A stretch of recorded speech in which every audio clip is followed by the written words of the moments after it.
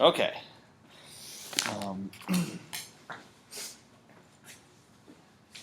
Continuing with the first one-dimensional wave equation.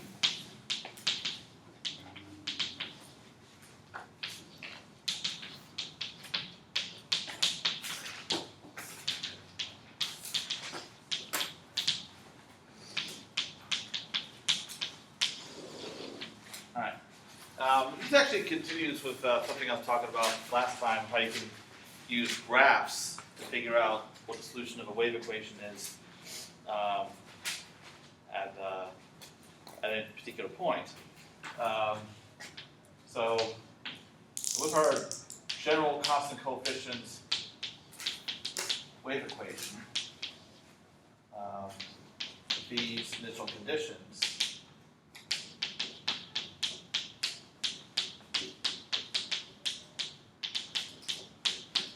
on the entire real line.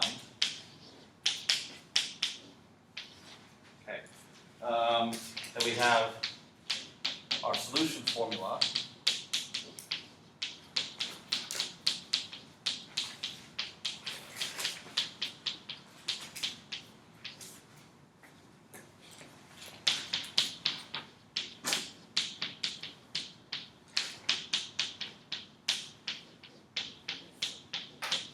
All right. So what we can see here is that the solution at a particular point, called x naught t naught,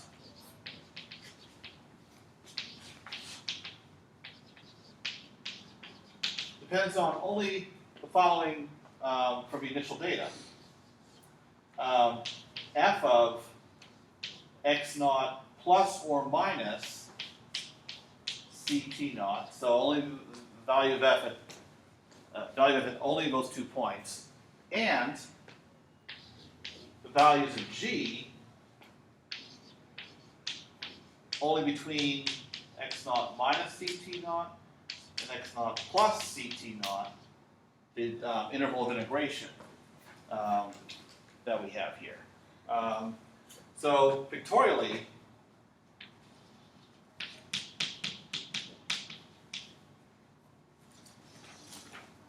we draw our characteristic triangle. This is a line well,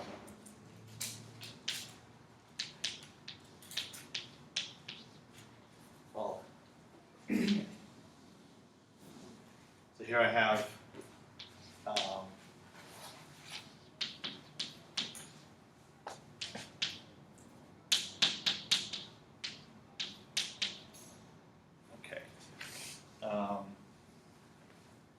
so the equation of this line would be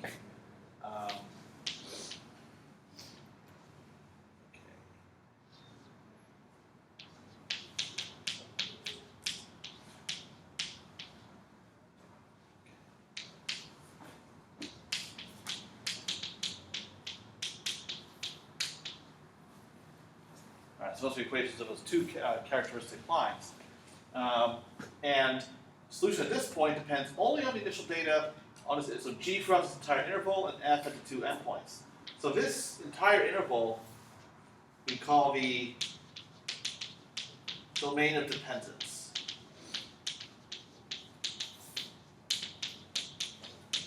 For this point, x naught, t naught. And you saw from an example last time that if I want to find a solution at a particular point xt, and I have initial data defined like a piecewise function, I can use the domain of dependence to figure out what the solution is going to be at any particular point. I just look at that particular point's domain of dependence.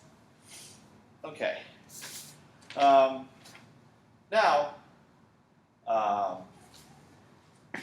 we can also go the other way. If you have initial data defined a non-zero on a certain interval, what part of a solution is that going to influence? So it's like the inverse relationship. So in addition to domain dependence, we have a region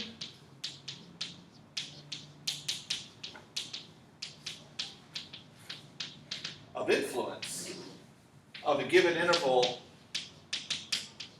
AB consists of, instead of all points, x naught, t naught in the xt plane, such that the domain of dependence of x naught, t naught, which is just this interval, x naught minus ct naught up to x naught plus ct naught, intersected with AB is non-empty. So any point in the xt plane whose where a value solution at this point depends on some portion of AB that is in AB's region of influence. So you have, from any point in the xt plane has a domain of dependence that's some portion of a real number line, and then the opposite relationship, any portion of a real number line has some region of influence within the xt plane. Okay. All right. Now, we can actually, if we look at some interval AB, so in this case, AB has a non-trivial intersection with a domain of dependence of its point x naught t naught. So in other words, x naught t naught is within the region of influence of this interval AB. On the other hand, suppose my interval was all the way over here, then x naught t naught would not be in the region of influence. So if I look at all different scenarios, like these intervals over here, or way over here, or way over here, or maybe it's contained entirely within this domain of dependence, I can figure out inequalities for the region of influence. So the simplest definition of a region of influence that I can give is this. It's a set of all points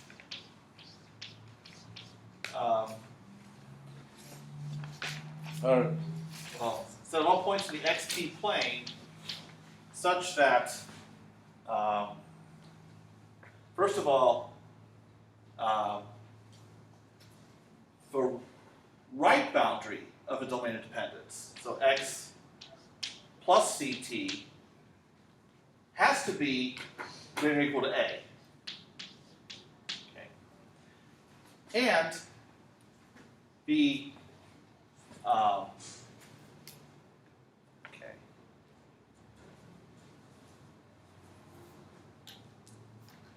and then the left endpoint, x minus ct, has to be less than or equal to b. Because if you consider what would happen, so I should make it clear, both have to be true. Okay. Because what if this boundary of a characteristic triangle fell at a point that was greater than or equal to, we want it to be greater than or equal to a. What if it's less than a? That means that your interval AB is all the way over here. So way outside of the characteristic triangle. On the other hand, if this condition was violated, so x minus ct is greater than b, that means your interval AB is all the way over here. Again, outside of a characteristic triangle. So as long as both these conditions are met, then there's some overlap between the characteristic triangle and this interval AB. So then you can figure out what portion of the xt plane is within a region of influence. And so for this particular interval, what the region of influence would be is you look at lines of this form, x plus ct is greater than or equal to a. So that would mean you draw this characteristic line and also this characteristic line emanating from B. And it's going to be the entire xt plane, everything within this basically truncated and inverted cone.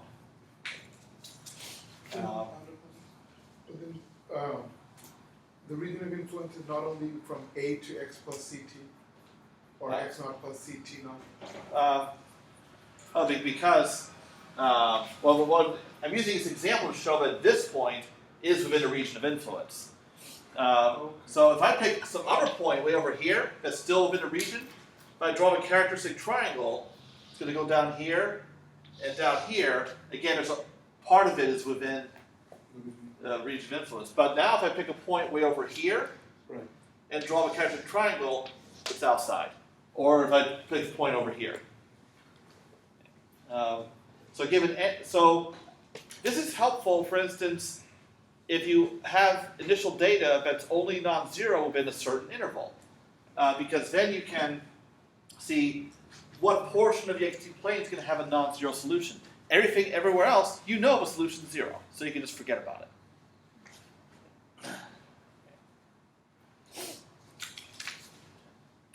Okay, so now we have graphically, for any point in the xt plane, here's the domain dependence, and for any interval on a real number line, here's its region of influence. Questions about either of those two things and how they relate? All right. Okay. Now, one thing I've been checking on for this class, when I'm away for the week after spring break, that's the 21st through 25th, I'll be traveling. So I just confirmed Dr. Tian will be the substitute. So we'll still have class in those days. Okay.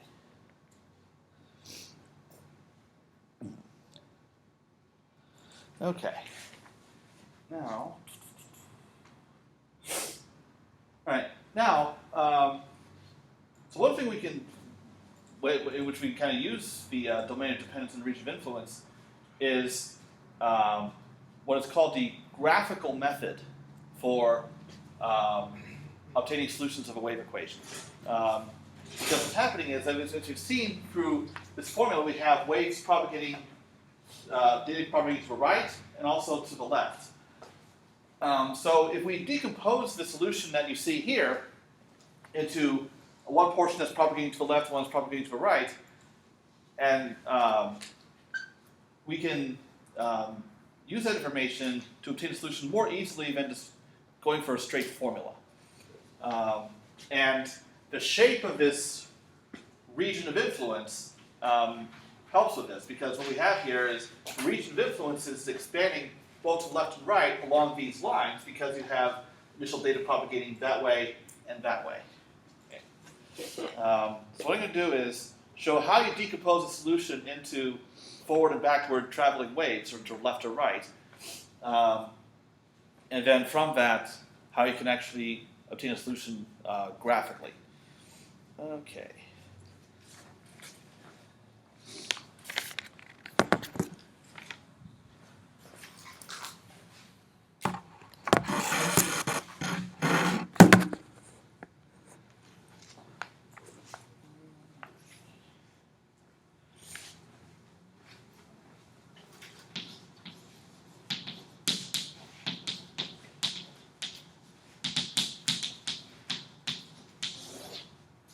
Okay. Now, so I'm going to recall how we came up with this solution formula that I wrote earlier for the wave equation. At first we expressed it after we took the wave equation, put it in canonical form, which had a simple solution, and then we changed back to x and t. The solution was of this form. Function of x minus ct, and then a number plus another function of x plus ct. Okay. Now, so this is, we're basically taking your some function that depends on your initial conditions, And the x minus ct means it's going to be propagating to the right with speed c. So we call this a forward wave because it's traveling in that direction, traveling to the right. And then this one, x plus ct, is shifting to the left by ct units. That is the backward wave. If you're looking along the real number line from left to right, looks like this part is moving forward and this part is moving backward. Okay. Now, when deriving a solution of a wave equation in the first place, we actually got formulas for a forward and backward wave. So I'll just, and then we put them together to get the solution formula over there. So I'll just repeat them here. So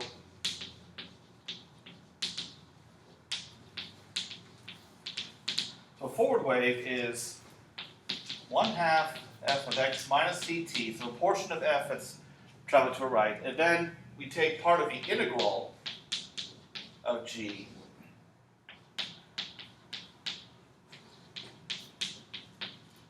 Now we need to specify something for a lower limit. I'm just going to leave it unspecified as x naught. Really what you can do is you can choose whatever is convenient. For instance, maybe 0. Or if your solution, if your initial data is defined piecewise, especially if there's a discontinuity, you might want to choose x naught to be a point of discontinuity, or a point that joins one piece to another. But no matter what you pick, it's still going to be a function that's going to be traveling to the right. Okay. And then the backward wave is everything else. So 1/2 of x plus ct, and then minus, same kind of integral except it's x plus ct as the upper limit, and then a minus. So whatever you pick, you need to choose x naught the same for both so that the integrals will hook together. But otherwise you can choose x naught to be whatever you want. Okay. So here is the graphical method. So first thing you do is you graph the forward and backward waves.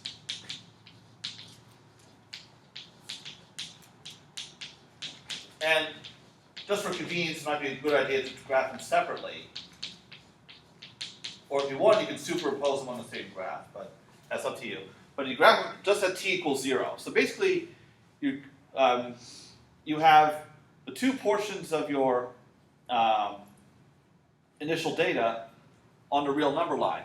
Now the thing is, if you were to add them together, these two items would cancel out at t equals 0.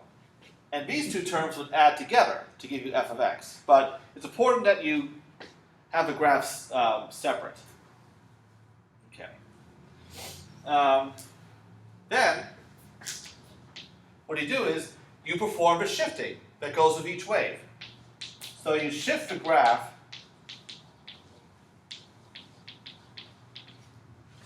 by ct units to the right as propagating forward. So you move the graph over that far. And then similarly, the backward wave, ct units to the left. So basically what you're doing is you're taking each of these two waves and putting them in its proper place on the graph at time t. And then finally, add the two waves together. And then actually if t is large enough, and if your initial data is concentrated, the two waves might be disjoint, which is easy, then you just have them together. But in some cases they might have some overlap, so you need to add those function values to get the actual solution at that point. And that's it. That's the graphical method. Okay. So now what I'm going to try to do, I say try because with graphs you just never know how it's going to work out. to show you the graphical method in action, I'm going to do two cases. One case where you have only initial data for f and g is 0, and then the opposite case. And you see it actually gets more interesting in the case where g is non-zero.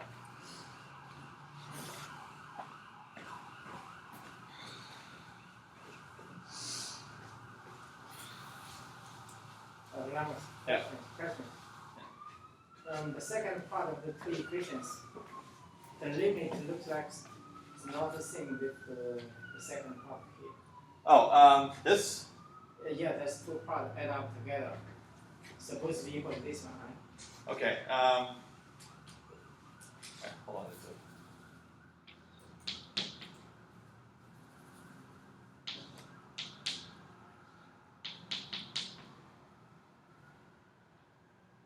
Oh, hold on a second.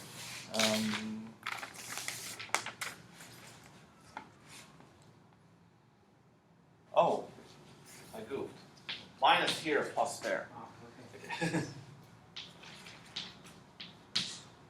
Okay. Yeah, because x plus ct is supposed to be a upper limit. Sorry about that. So I get for not looking at my notes enough. Then you do negative to still have x naught in the lower limit of the first one. Yes, because what I could always do is, yeah, Do a plus and have the change and flip the limits, and then the two integrals chain together right. to get that.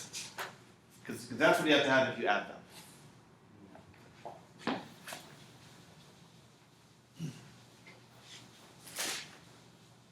I knew there was a minus in there somewhere. I just misremembered where it was.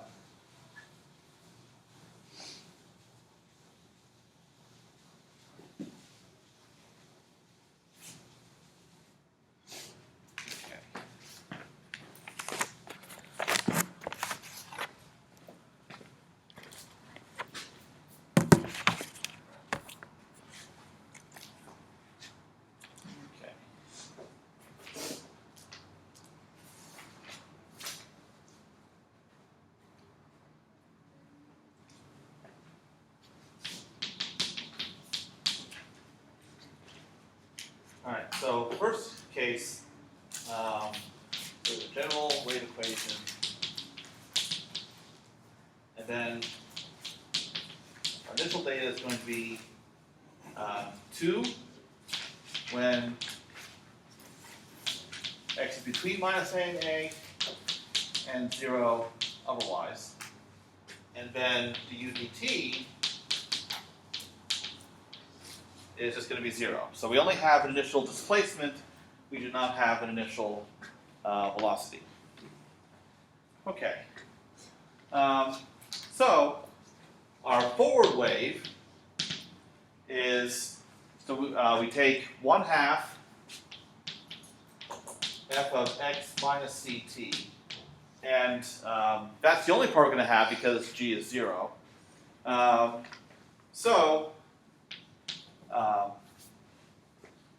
Sorry, this is f of x. Wait, I'm just going to write it over here.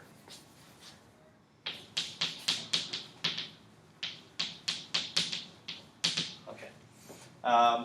So it's this function with x minus ct plugged in, but we have to divide it by 2. So you can just replace x with x minus ct. So it's going to be 1 when x minus ct is less than or equal to a, and 0 otherwise. Okay. And then the backward wave, that's 1/2 f of x plus ct. That's going to be equal to 1 when x plus ct is less than or equal to a, 0 otherwise. Okay. All right. So now what we can do is follow the graphical method.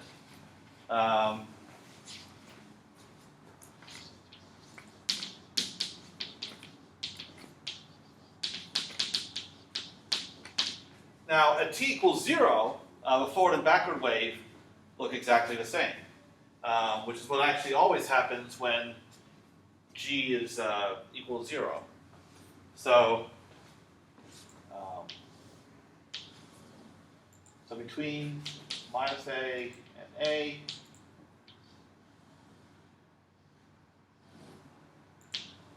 initial data is equal to 1, otherwise 0. And this is the appearance of both waves. Okay. So this is the first step.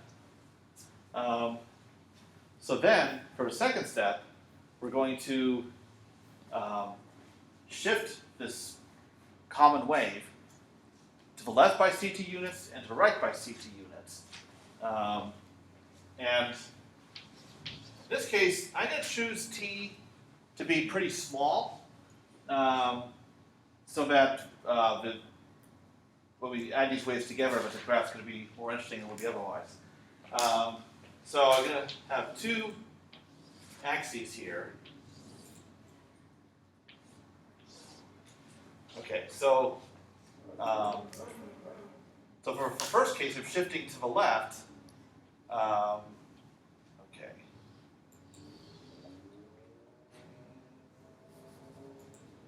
Let's see how far do I want to go. Yeah, not very far. So here's where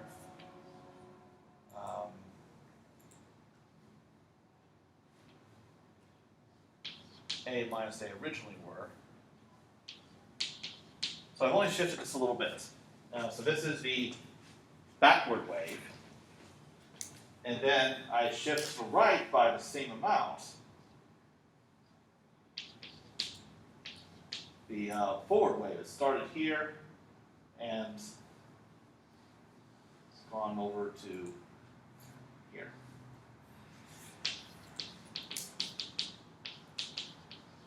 Okay.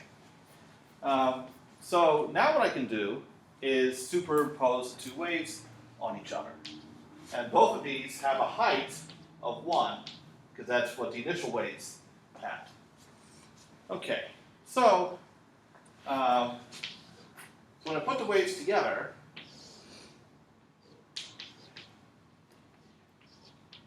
okay, can anyone tell me what the final graph is going to look like? Well, first of all, where's it going to be non-zero? That's all we really care about.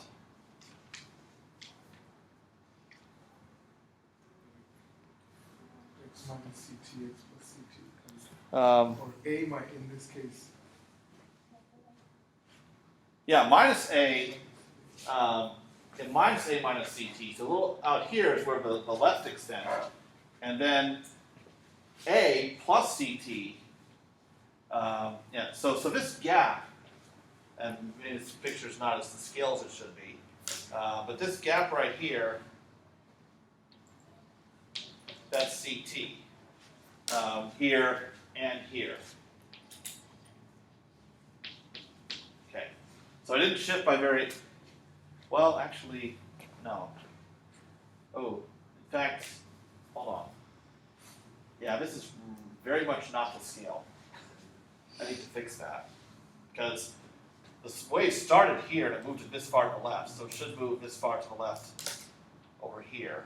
Okay, so this is CT, and then similarly this far to the right, and this far to the right over here.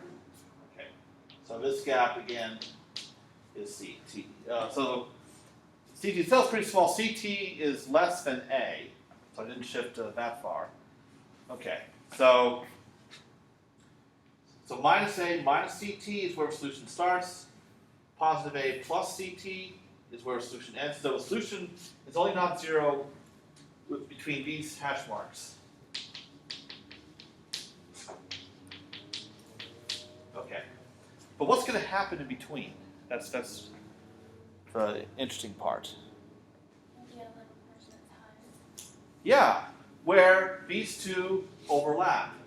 So between here and here, well, how high is it going to be? 2. It's going to be 2. And then out here, it's going to be 1, where you only have one of the waves existing.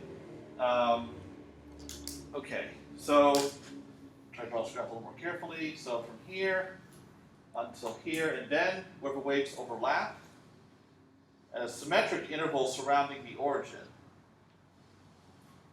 So that is what your solution looks like. And the thing is, at the start, you would add both these waves together, and the solution is equal to 2 in this interval, and then 0 everywhere else. But then you have one part propagating to the left, one part propagating to the right. This portion of size of height 1 starts to emerge, and then this portion of height 2 is getting smaller. So what's going to happen to the solution eventually when t is large enough? Well, what will the solution? If I choose CT to be much larger than this, what will my graph be? Does it thin out to nothing? What? Never mind. You're gonna get a bigger interval, the value where Does it? Just, you have to. never mind. I have no idea. Yes. So eventually, you're going to have a portion of height 1 out here, and another portion of height 1 out here, and then the t-axis will be halfway in between. So it's going to be symmetric around the origin, and this is going to keep moving to the left and probably keep moving to the right. Yeah. So it's basically like if you had a 2-layer cake that originally was a 2-layer cake, and then the layers decided to go over separate ways. Yes. What's the distance right there around the origin on number 3? In this case, it would be, because of how far it shifted, like this distance that it shifted is CT. So here you have, That's 2 CT in the middle? actually it would be, Total CT. so this part where it's going to be some overlap, it's going to be A minus CT. So double that. So in other words, the width of this, Yeah. that's going to be 2 times A minus CT. So when t is 0, you have the whole cake is a width of 2a. And then once CT gets large enough, then there's nothing of that height. Because if I shifted just a little more, if I shifted by CT, the forward layer would be over positive territory, the negative layer would be over negative territory, and then they would keep splitting apart from there. Okay. So once t gets large enough, in this case, the graphical method is easier because you're graphing 2 disjoint waves. Adding them together doesn't really do anything.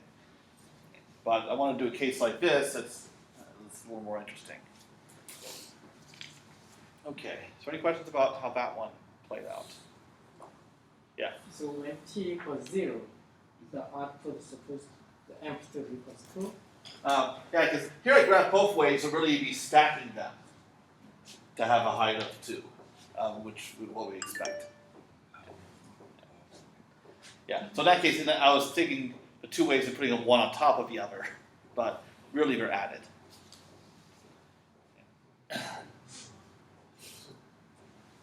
But I wanted to have both waves sitting on the x-axis for the shifting. So as they keep on shifting that gap, they overlap for less. Right? Yeah. Because they overlap for less of their common parts, and then at one point they just. Yeah. Because here you have a maximum overlap at time 0. And then, the whole thing starts enlarging. And when the absolute value of x minus CD gets bigger than a, Yeah. that's when they. Then that's when they're separated. Yeah. Okay. All right. Another question? Okay. All right. Now, somewhat more challenging example where we have f is 0, but g is not 0.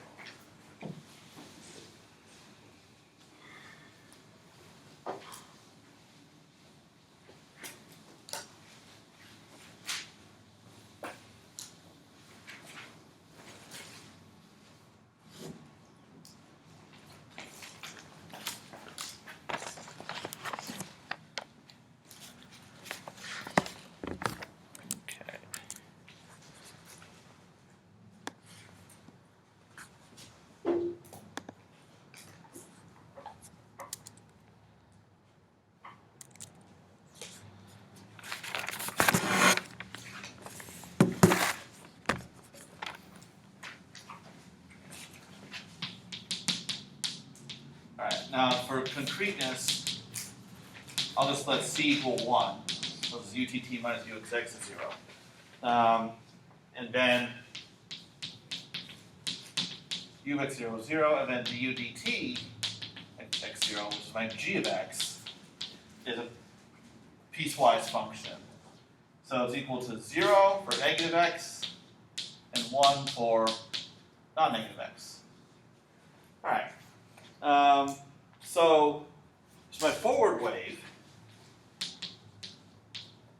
should do that over here. So that's going to be minus the integral from, and I'll choose 0 as my lower limit.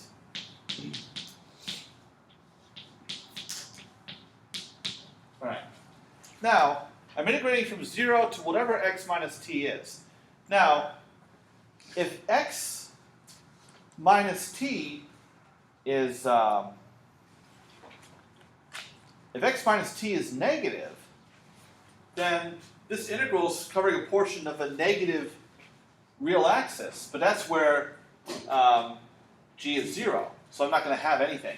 On the other hand, if x is greater than or equal to t, then I'm covering some portion of a positive real axis, and that's when I'll get something. But then I'm just integrating 1, which is the difference of the limits. So what I'm going to get is, oh, sorry, I forgot there's a 1/2 here from a solution formula.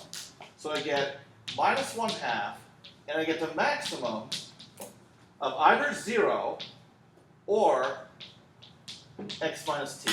So, so as I was saying, only when x is greater than or equal to t will this integral produce anything, otherwise the integral will give me 0. Okay. Now, the backward wave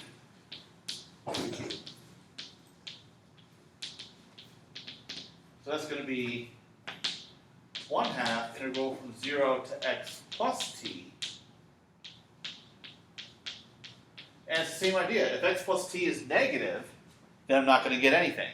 But if x plus t is non-negative, then it'll be the difference of the limits, because I'll be integrating 1 in that case. So that's going to be 1/2 maximum of 0 and x plus t.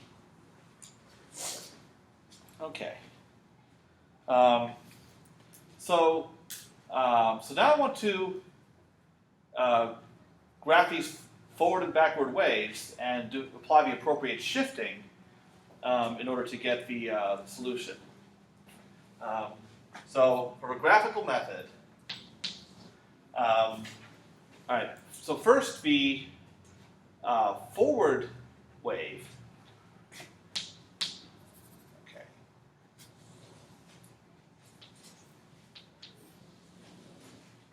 All right. When t equals 0, my forward wave is going to be minus 1/2, and it's going to be the maximum of 0 and x. Now, the maximum of 0 and x is going to be, I'll use color for this. I have 0, and then x would go up here, except I want minus 1/2 of that. So it's going to, try to get this to scale. All right, so this is the forward wave.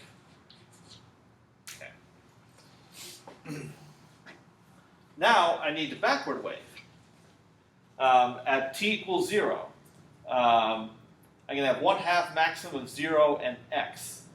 So that's going to look like, okay, so 0, and then I have that. All right, so this is the backward wave. Okay. So the next thing I'm going to do is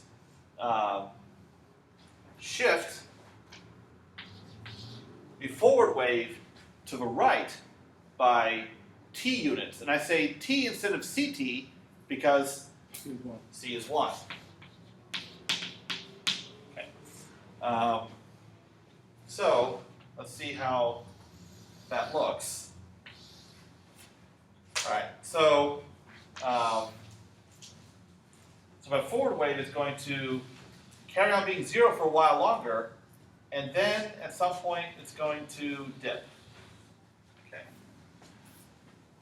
And then my backward wave is going to move to the left by the same amount. So it's going to be 0 up to this point, and then carry on with a slope of positive 1/2. Okay. So again, this is the backward wave, and this is the forward wave. Okay.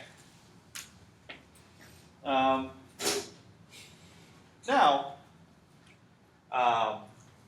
so now I want to put these two solutions together.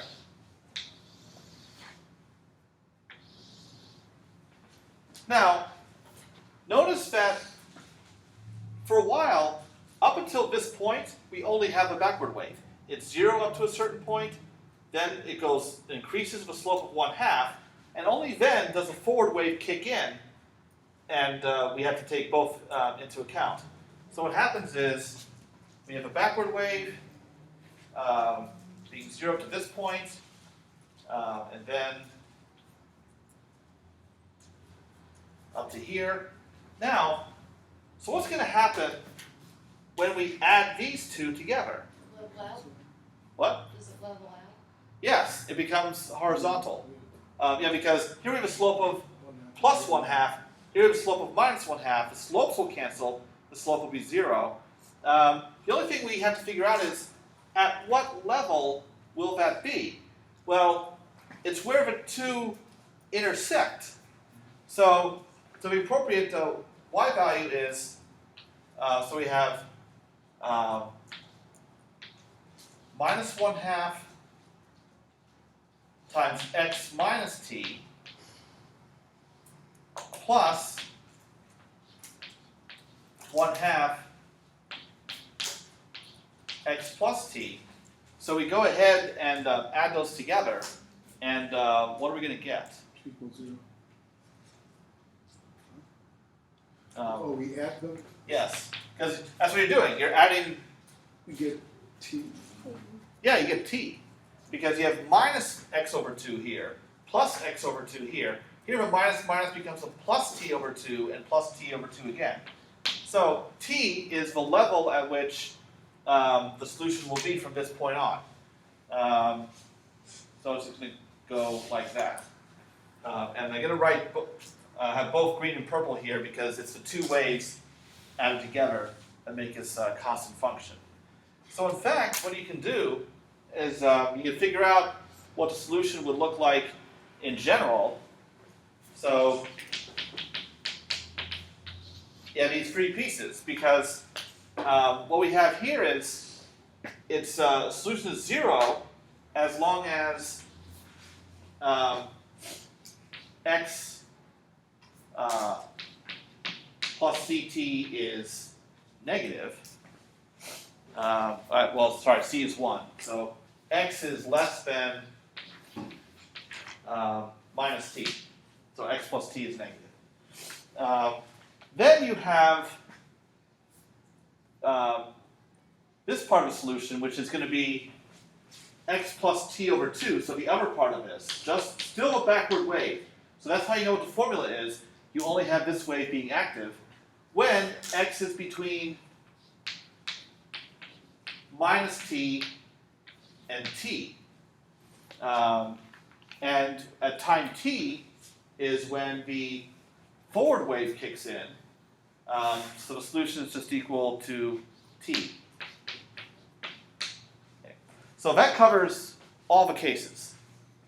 Would you say less than or equal to on those, or just strictly less than? Well, only for one versus the other.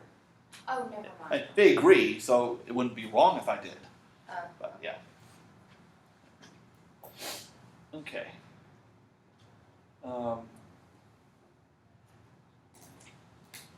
Now, here I've only plotted one time. What I could do is plot the solution at several times on one graph.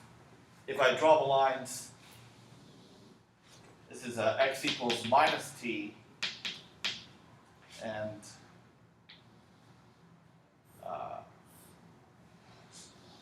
x equals t. All right. So what happens in this case is my solution is behaving like this. It's 0 up to this point, goes up with slope equals 1/2, and then carries on from there. So as long as I'm adjusting my axes, okay, this allows me to graph.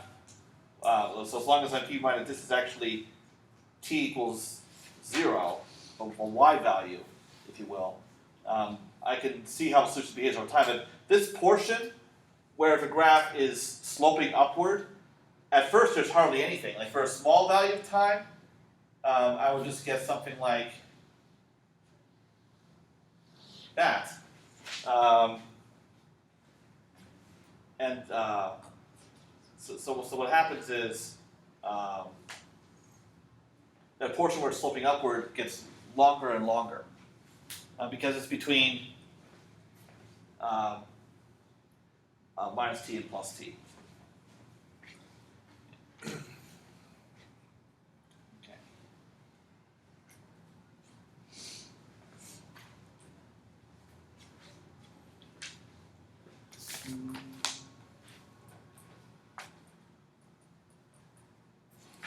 Actually,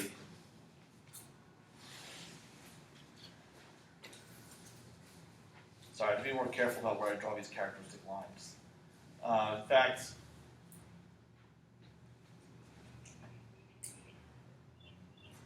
I'm going to do this on a separate graph because it's getting messy. Okay. Show you what I mean about. Unfortunately, I was mixing up my axes.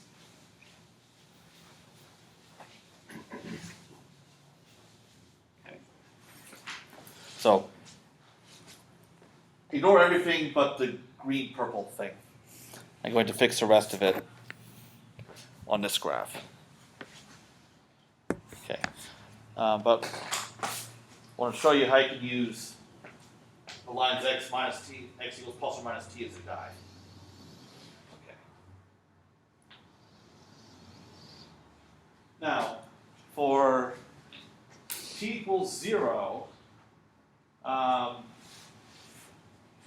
that's the least interesting case. It looks like we're still going to need color here. All you're going to have is solution jumping up from, let's see, t equals 0, it starts out at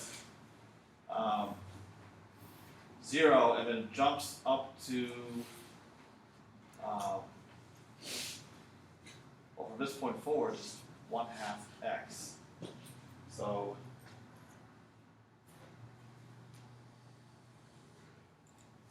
okay.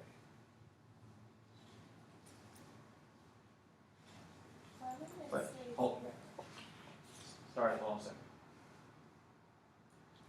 Yeah, I was just coming around to that, sorry. But as you can tell, my brain is really shot today. So, yeah, if you... Okay, I'll try to keep my act together for a few minutes more. Yeah, at t equals 0, if you add these, yes, it would remain 0. Yeah, I was just dropping one ways by mistake. I apologize. Okay. So t equals 0, this is all you get. Now, let's jump up to t equals 1. Okay. So what happens in this case,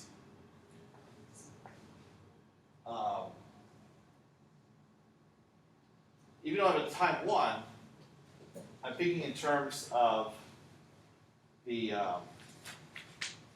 this line I'm drawing here still being like the t-axis, or sorry, the x-axis. Okay, so what we have here is the forward, and until I get to this point, it's 0, and then it is sloping up, slope 1/2, up to this point, and then forward wave kicks in. Okay, now I'm going to pick a different t value. I'll pick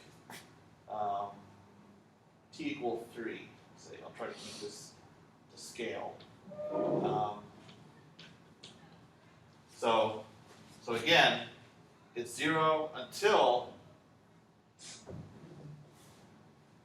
right around here, where the forward wave starts to kick in with a slope of 1/2.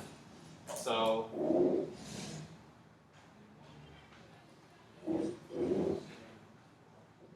then it goes over here, and then continues to here, and then okay, and it might have.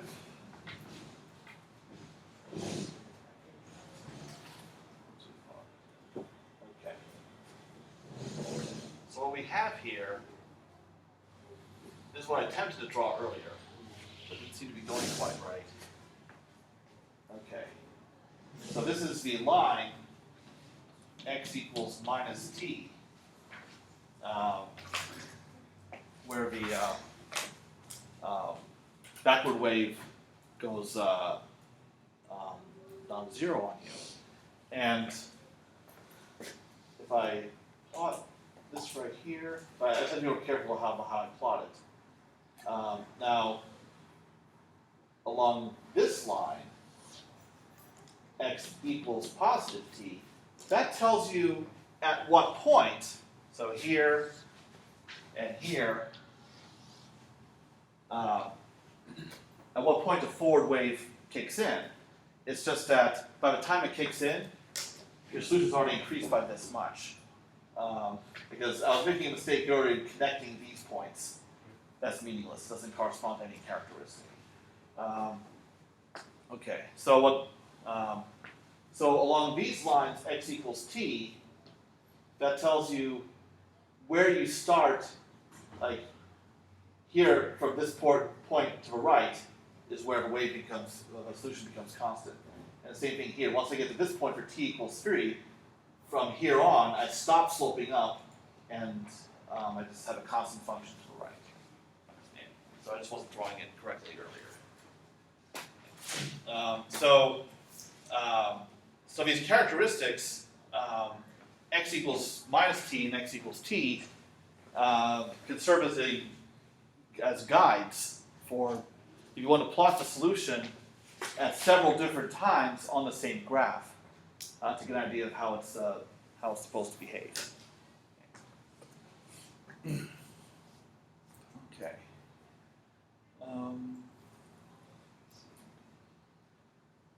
All right, but whether you have initial data coming from F or from G or from both, the approach is the same. Then you construct forward backward waves in terms of F and or G, graph them separately, shift one to the right, shift one to the left, and then superimpose them like I did over here. And then you have your overall solution.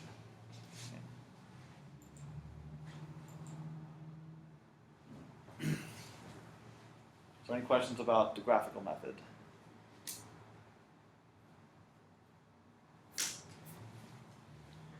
Okay. Any questions about the homework? Yeah. Okay. What is everybody right now? Okay. You will bring it to your office in like a couple minutes. Okay. Yeah. Anybody who actually has their homework with them? Like the actual problem? Well, any questions that you have now ready? Because he didn't have any ready. How do we do the depth of the drawing on number 7? Oh, okay. Oh, but at the very end, we're going to ask to draw the characteristics. Okay, so what happens is you have eta and xc being functions of x and t, and versus x and y. Okay, so what you do is you pick selected values of xc or eta, constants, and so for instance, you have what was it, y plus 2x or something? or is it x plus 2y? Yeah, and that's eta. So eta equals x plus 2y. So for instance, if you let eta equals 0, then you have your line x plus 2y equals 0. And then you have x plus 2y equals 1 and 2 and so forth. You graph a few of those lines. So treat eta and c as selected constant values. And you're just going to get a bunch of parallel lines.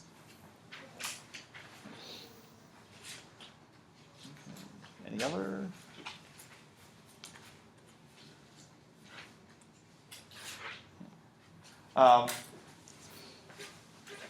One preemptive comment I want to make about, this is for the last problem, problem 10.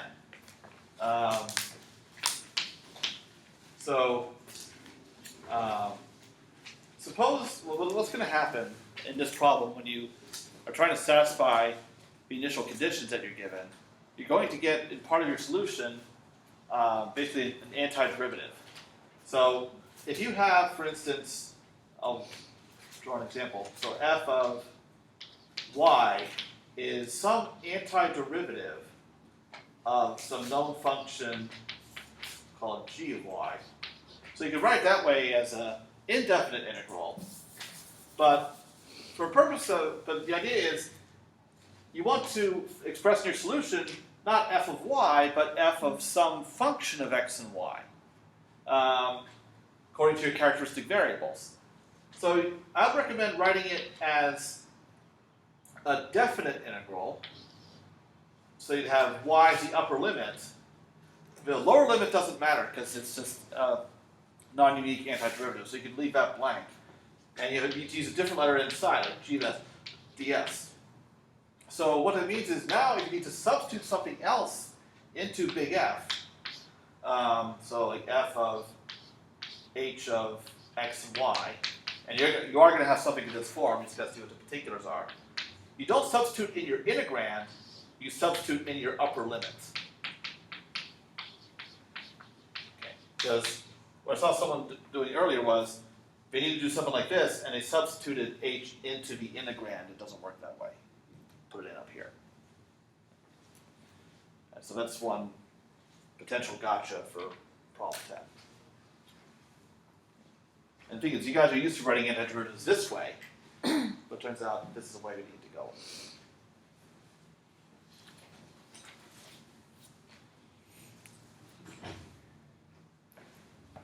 Still a few more minutes. Any other questions? Of course, no one likes to ask questions in class, but